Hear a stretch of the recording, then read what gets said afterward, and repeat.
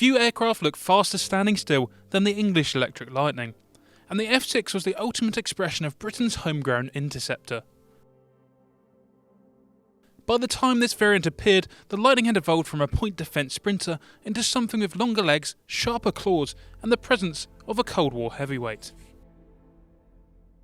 The F.6 variant introduced a much larger ventral fuel tank, and a modified wing with increased area and a distinctive leading edge kink. It could also carry overwing external fuel tanks, a solution that gave pilots a welcome increase in range, even if it trimmed performance and imposed limits on high-G manoeuvres. To the delight of Lightning pilots, the F.6 also saw the return of its Aiden cannon armament. While fitting the gun pack reduced internal fuel capacity, pilots valued having guns back. They could fire a warning burst at the start of an interception, a controlled show of intent that might end an instant before missiles ever entered the conversation.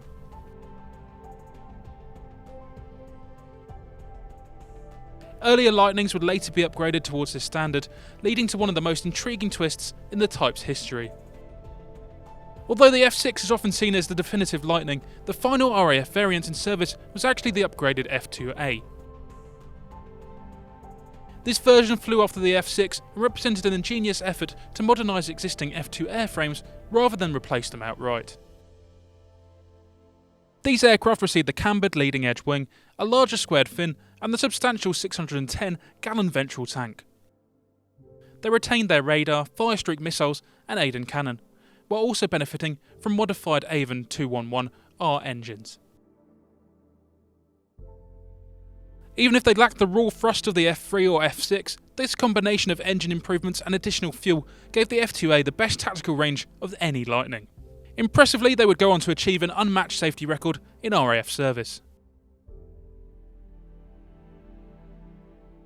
Across a 28-year RAF career, the Lightning served through some of the most strained decades of the Cold War. Those who worked on them often recall how they leaked fuel enthusiastically, leaving drip trays lined beneath them like offerings to a thirsty metal god.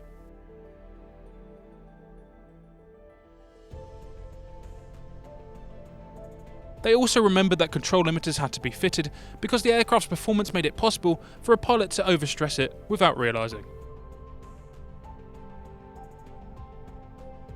And yet, speak to anyone who flew or maintained a Lightning, and the verdict is consistent. It was demanding, dramatic, but unforgettable. Over those years, Lightnings wore natural metal, camouflage, and various grey schemes, making them a favourite with enthusiasts who often choose markings based on squadron loyalty or a particular aircraft story. This release of the large-scale Airfix Lightning F.6, back after a decade away, arrives with 3 striking scheme options, so let's take a closer look. Scheme A is a Lightning F.6 XS935B, from No. 5 Squadron, RAF Binbrook, April 1977. XS935 first flew from Salisbury on the 29th of May 1967, with famed test pilot Roland Beaumont at the controls. Departures from Salisbury were rarely subtle, thanks to a short runway boxed in by roads, farmlands and houses. She spent much of her career with No. 5 Squadron and took part in a 5-week deployment to RAF Lucca, Malta in 1977. These popular detachments involved intensive exercises and armament practice in clear Mediterranean skies, often simulating interceptions of RAF bombers to keep crews sharp for the possibility of Soviet Tu-95 Bear encounters back home.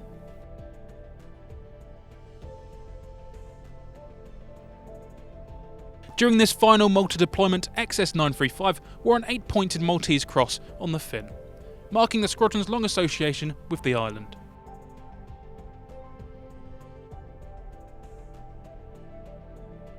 Scheme B is a Lightning F.6 XP693, from No. 56 Squadron, British Aerospace, Woodford, 1992. XP693 wore an elegant overall natural metal scheme throughout her life, first flying on the 16th of June 1962 as an F3. She remained with BAC and later British Aerospace for development flying.